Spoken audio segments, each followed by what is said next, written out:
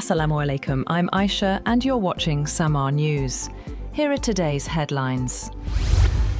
US President Donald Trump says that the United States and Israel have agreed to suspend planned military strikes against Iran, contingent on a rapid agreement to end months of tensions. In a post on Truth Social, Trump said US forces remain locked and loaded, but that he agreed to halt the planned attack following requests from Iran and other Middle Eastern countries, provided negotiations make swift progress. Trump said the proposed deal would require the immediate reopening of the Strait of Hormuz and address Iran's nuclear program, adding that Israel supports the temporary pause while diplomatic efforts continue.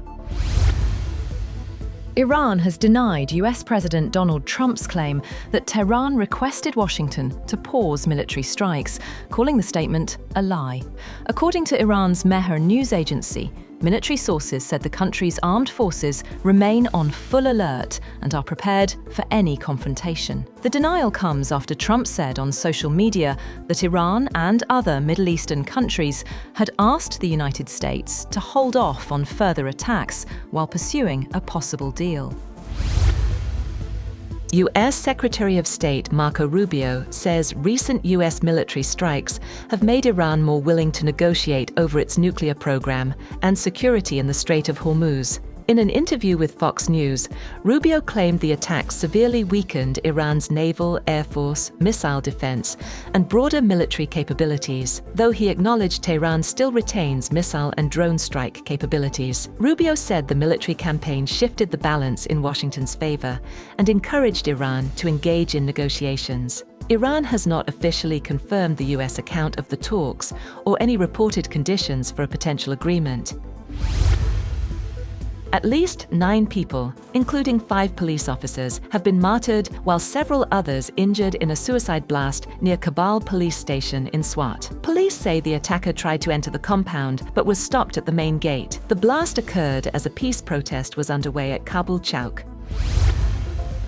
Hungarian Prime Minister Peter Magyar has warned of critical days ahead as falling water levels in the Danube River force the country's only nuclear power plant to shut down for the first time in more than 40 years.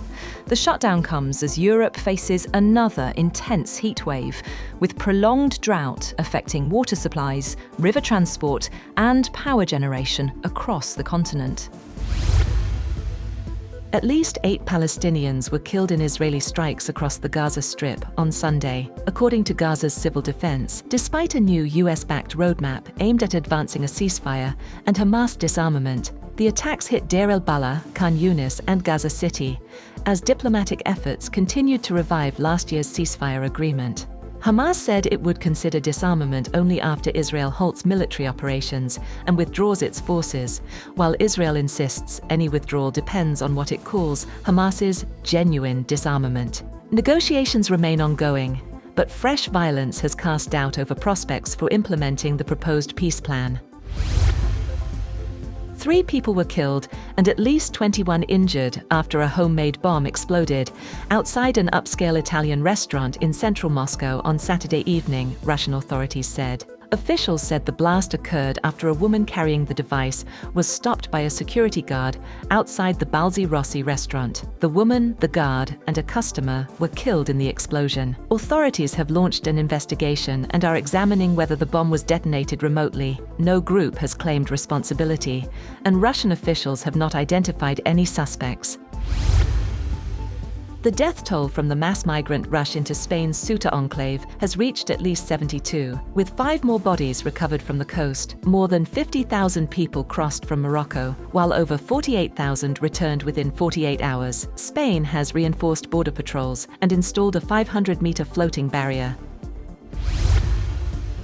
Heavy rains and flooding have triggered emergency responses across China, with thousands evacuated from high-risk areas. In Jilin province alone, more than 8,300 people were moved to safety as flash flood risks rose. Flooding has also affected Heilongjiang, Gansu, and Chongqing, with rain expected to continue through Tuesday.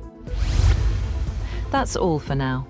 For more updates, visit www.samaa.tv. Thank you for watching Samaa News.